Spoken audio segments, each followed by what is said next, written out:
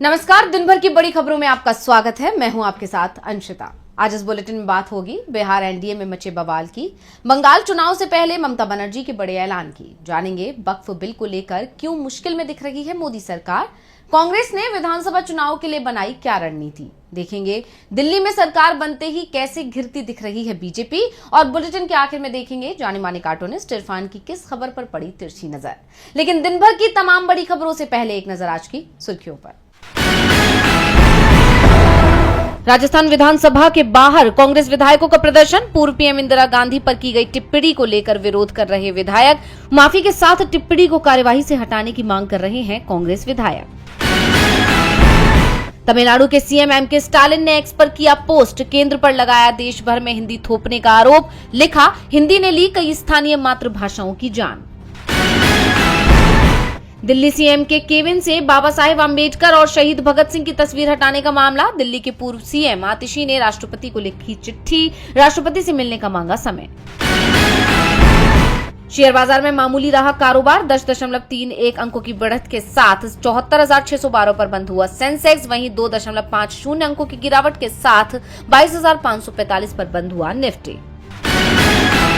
ये तो थी सुर्खियां, अब बात आज की सबसे बड़ी खबर की।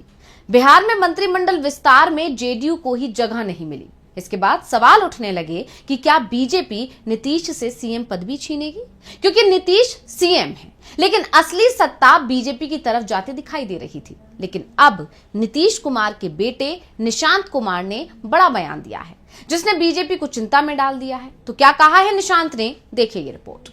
कैबिनेट विस्तार और मंत्रालयों में फेरबदल के बाद बिहार एनडीए में बवाल मचा हुआ है, और इस बीच नीतीश कुमार के बेटे निशांत कुमार ने लालू यादव को लेकर बड़ा बयान दे दिया है। निशांत से सवाल किया गया कि लालू और पीएम मोदी में उन्हें कौन पसंद है, जिसके जवाब में निशांत ने कहा कि लालू यादव मेरे अंकल हैं, पिताजी के साथ स्टूडेंट फाइटर रहे, जब से जेपी है तब से साथ ही दोनों रहे हैं, तो ठीक है। वहीं पीएम मोदी के बारे में निशांत ने कहा कि एकदम वो भी पसंद है, गठबंधन में है, मोदी गठबंधन में है इसलिए पसंद है, लेकिन लालू के साथ रिश्ते बहुत गहरे हैं। निशांत ने बीजेपी को एक तरह से चेतावनी दे दी है कि नीतीश कुमार की सीएम दावेदारी पर वो अपना रुख साफ कर दे। वैसे सिर्फ सीएम उम्मीदवार को लेकर ही इस समय एनडीए के अंदर टकराव नहीं दिख रहा, बल्कि मंत्रिमंडल विस्तार के बाद हुए मंत्रियों के विभागों में फेरबदल ने इस पर बवाल मचा दिया है। जेडीयू के तो किसी भी मंत्री के विभाग में बदलाव नहीं किया गया, बीजेपी के कुछ मंत्रियों के विभाग कम किए गए और जो नए मंत्री बीजेपी के बनाए गए उनमें बांट दिए गए। लेकिन सबसे बड़ा झटका जीतन राम मांझी की पार्टी हमको लगा। मांझी के बेटे संतोष सुमन से 2 महत्वपूर्ण मंत्रालय छीन लिए गए हैं। संतोष सुमन के पास पहले 3 मंत्रालय थे, लेकिन अब उनके पास सिर्फ लघु जल संसाधन विभाग ही बचा है। मांझी एनडीए सरकार को अपनी औकात दिखाने की बात कह रहे थे। 28 फरवरी को पटना के गांधी मैदान में दलित समागम रैली भी बुलाई गई है। मांझी अपनी औकात एनडीए को बताते उससे पहले बीजेपी ने ही मांझी के साथ खेला कर दिया। निशांत हो या फिर मांझी, एनडीए में शामिल हर दल बीजेपी की चिंता बढ़ा रहा है। तो दिल्ली हाईकोर्ट ने पीएम मोदी की चिंता को बढ़ा दिया है। मामला पीएम मोदी की डिग्री को लेकर है, जिस पर विपक्ष पहले से ही हमलावर रहा है, और अब इस मामले में दिल्ली यूनिवर्सिटी का जवाब भी सामने आ गया है। तो कैसे डीयू ने बढ़ा दी पीएम मोदी की चिंता, देखिए रिपोर्ट। दिल्ली विश्वविद्यालय ने प्रधानमंत्री नरेंद्र मोदी की डिग्री को लेकर बड़ा बयान दिया है। यूनिवर्सिटी ने कहा है कि उसे पीएम की डिग्री कोर्ट को दिखाने में कोई आपत्ति नहीं है, लेकिन यूनिवर्सिटी इसे अजनबियों के सामने नहीं दिखा सकती। सॉलिसिटर जनरल तुषार मेहता ने न्यायमूर्ति सचिन दत्ता के समक्ष डीयू की याचिका पर सुनवाई के दौरान ये दलील दी। एसजी मेहता ने कहा कि एक छात्र की डिग्री मांगी गई है जो देश का प्रधानमंत्री है। हमारे पास छिपाने के लिए कुछ भी नहीं है। हमारे पास वर्षवार रजिस्टर है जिसमें सब कुछ उल्लेखित है। डीयू को 1978 की बीए की मूल डिग्री कोर्ट को दिखाने में कोई आपत्ति नहीं है, लेकिन मैं यूनिवर्सिटी के रिकॉर्ड को उन अजनबियों के सामने उजागर नहीं करूंगा जो यहाँ प्रचार के लिए या किसी अप्रत्यक्ष राजनीतिक मकसद से आए हैं। बता दें कि यह याचिका 2017 के केंद्रीय सूचना आयोग के आदेश को चुनौती देने वाली थी, जिसमें यूनिवर्सिटी को सूचना के अधिकार यानी आरटीआई को मोदी की डिग्री से संबंधित जानकारी देने का निर्देश दिया गया था, जिस पर न्यायालय ने मामले में अपना फैसला सुरक्षित रख लिया है।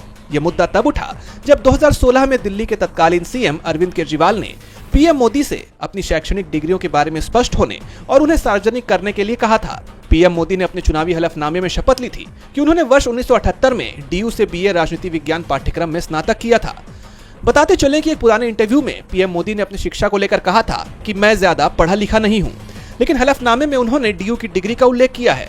ऐसे में पीएम मोदी की डिग्री को लेकर तस्वीर साफ होती हुई नजर नहीं आ रही है।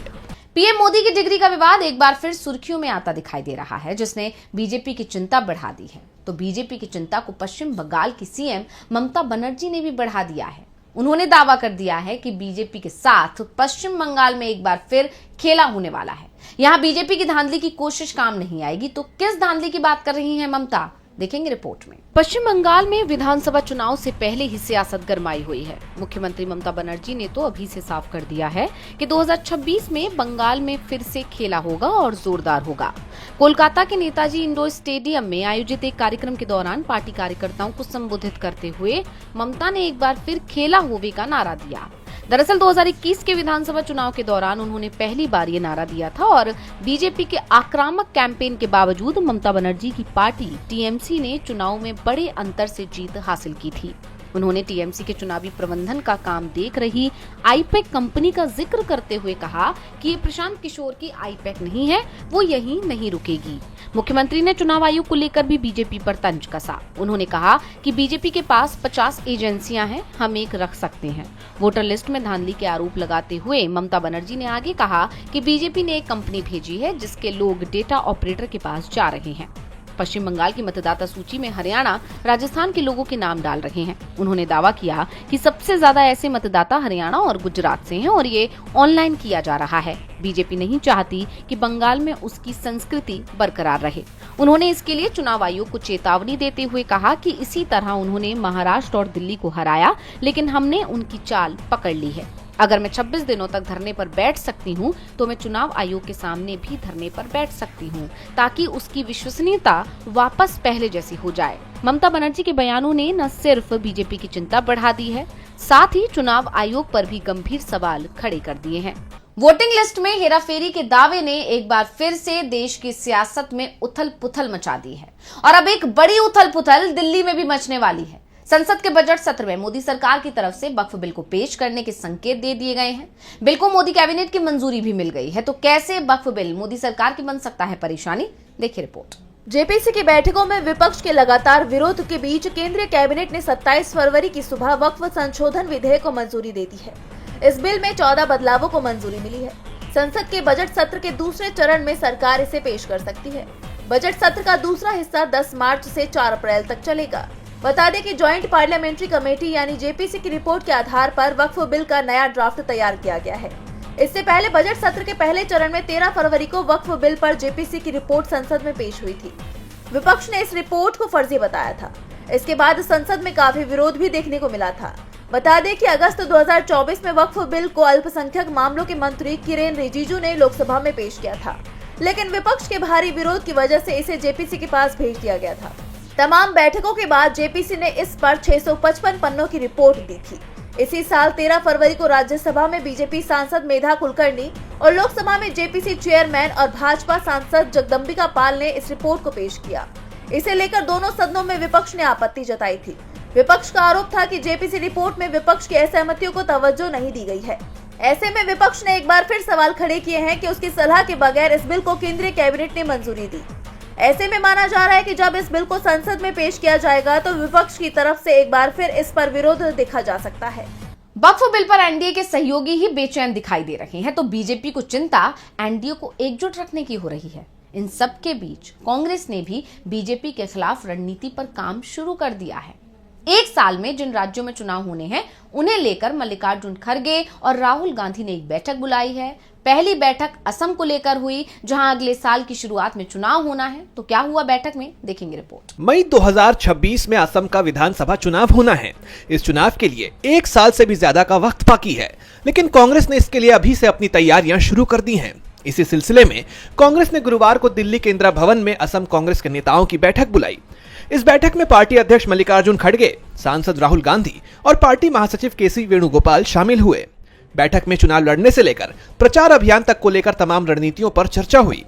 इसके साथ ही असम में कांग्रेस अपने संगठन को ग्राउंड लेवल पर दुरुस्त करने में जुटी हुई है ताकि अगले साल होने वाले चुनाव में वो बीजेपी से मुकाबला कर सके। लेकिन कांग्रेस अपनी रणनीति आगामी निकाय चुनावों को ध्यान में रखकर भी तैयार कर रही है। पार्टी का मानना है कि निकाय चुनावों में काफी हद तक ये साफ हो जाएगा कि वो कहां खड़ी है।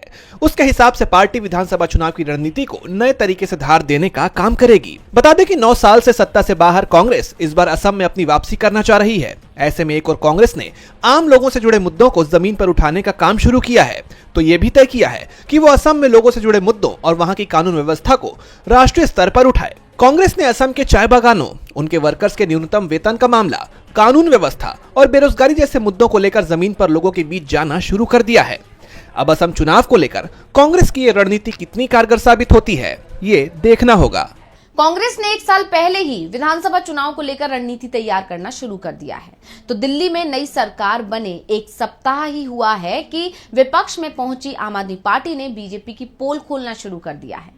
विधानसभा के बाहर पूर्व सीएम आतिशी के नेतृत्व में जबरदस्त प्रदर्शन हुआ। तो क्यों सरकार बनते ही बीजेपी के खिलाफ विपक्ष ने बोल दिया हल्ला, देखिए ये रिपोर्ट। दिल्ली विधानसभा के पहले ही सत्र में घमासान जारी है और आज आप विधायकों को विधानसभा में जाने से रोक दिया गया, जिससे नाराज नेता प्रतिपक्ष आतिशी सहित आप विधायकों ने विधानसभा परिसर के बाहर जय भीम के पोस्टर लेकर प्रदर्शन किया। वहीं आतिशी ने सोशल मीडिया प्लेटफॉर्म एक्स पर पोस्ट कर लिखा, भाजपा वालों ने सरकार में आते ही तानाशाही की हदें पार कर दी हैं। जय भीम के नारे लगाने के लिए 3 दिन के लिए आम आदमी पार्टी के विधायकों को सदन से निलंबित किया और आज आप विधायकों को विधान परिसर में घुसने भी नहीं दिया जा रहा है। ऐसा दिल्ली विधानसभा के इतिहास में कभी नहीं हुआ कि चुने हुए विधायकों को विधानसभा परिसर के अंदर नहीं घुसने दिया जा रहा। दरअसल 25 फरवरी को स्पीकर विजेंद्र गुप्ता ने आम आदमी पार्टी के 21 विधायकों को 28 फरवरी तक के लिए सदन की कार्रवाई से निष्कासित कर दिया था, लेकिन उस दिन आपके विधायक अमानतुल्लाह खान सदन में मौजूद नहीं थे, इसीलिए आज आपकी तरफ से केवल एक विधायक अमानतुल्लाह खान सदन में मौजूद रहे। इस दौरान आम आदमी पार्टी के विधायक अमानतुल्लाह खान ने आपके विधायकों को वापस सदन में बुलाने का अनुरोध स्पीकर से किया, लेकिन स्पीकर ने विधायक को कैग रिपोर्ट पर बोलने को कहा तो उन्होंने सदन से वॉकआउट कर दिया। इसके बाद आबकारी नीति पर आई कैग की रिपोर्ट को पीएसी यानी कि पब्लिक अकाउंट्स कम्युनिटी को सौंपने का फैसला किया गया, जो 3 महीने में अपनी सिफारिश देगी। कैग रिपोर्ट को पीएसी के हवाले कर दिया गया है, यानी बीजेपी इस विवाद को चर्चाओं में बनाए रखना चाहती है। तो वहीं संभल में मस्जिद विवाद भी चर्चाओं में बना हुआ है। इलाहाबाद हाईकोर्ट की तरफ से अब इस मामले में बड़ा निर्देश दिया गया है, क्योंकि रमजान का महीना शुरू हो रहा है। तो क्या है कोर्ट का आदेश, देखिए रिपोर्ट। संभल के जामा मस्जिद को लेकर इलाहाबाद हाईकोर्ट ने एक बड़ा आदेश जारी कर दिया है। हाईकोर्ट ने संभल जामा मस्जिद की रंगाई पुताई करने की मंजूरी दे दी है। ये काम 3 सदस्यीय कमेटी की निगरानी में किया जाएगा। कोर्ट ने साफ कर दिया कि रंगाई पुताई का काम कमेटी की निगरानी के बिना बिल्कुल न किया जाए। इसके साथ ही इलाहाबाद हाईकोर्ट की ओर से कहा गया है कि भारतीय पुरातत्व सर्वेक्षण विभाग यानी ASI इसके लिए मस्जिद का निरीक्षण भी करे। बता दें कि रमजान का महीना शुरू होने वाला है और इसके लिए इलाहाबाद हाईकोर्ट में एक अर्जी दाखिल की गई थी। कोर्ट में कहा गया था कि रमजान के महीने में नमाज पढ़ने के लिए मस्जिद की साफ सफाई और रंग रोगन सहित सजावट के काम को मंजूरी दी जाए, जिसको लेकर अब इलाहाबाद हाईकोर्ट ने यह अहम आदेश जारी कर दिया है। बता दें कि कमेटी में ASI, वैज्ञानिक और प्रशासन के अधिकारी होंगे। आज यानी 27 फरवरी को ही मस्जिद परिसर का निरीक्षण किया जाएगा और कल यानी 28 फरवरी को सुबह 10 बजे हाईकोर्ट में इसकी डिटेल रिपोर्ट पेश होगी।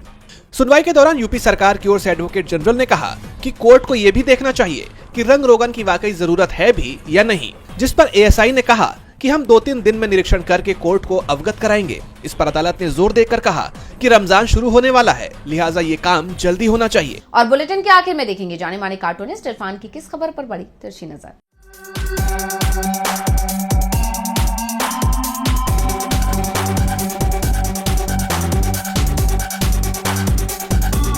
प्रयोग वाली पार्टी बीजेपी ने पार्लियामेंट में जो प्रयोग किया विपक्ष के साथ में के विरोध करने के बाद में वो उसको बाहर का रास्ता दिखा देती है, यानी कि प्रतिनिधियों को संसद के बाहर बैठा देती है। उसी प्रयोग का फायदा उठाकर उन्होंने ये प्रयोग अब दिल्ली विधानसभा में, जो कि अभी जुम्मा 4 दिन नहीं हुए जिससे शुरू हुए, उसमें कर दिया है और 21 आपके विधायकों को विरोध करने पर विधानसभा के बाहर बैठा दिया है। यानी कि सबका साथ लेने वाली पार्टी, अगर उसका विरोध करोगे तो सबका विनाश।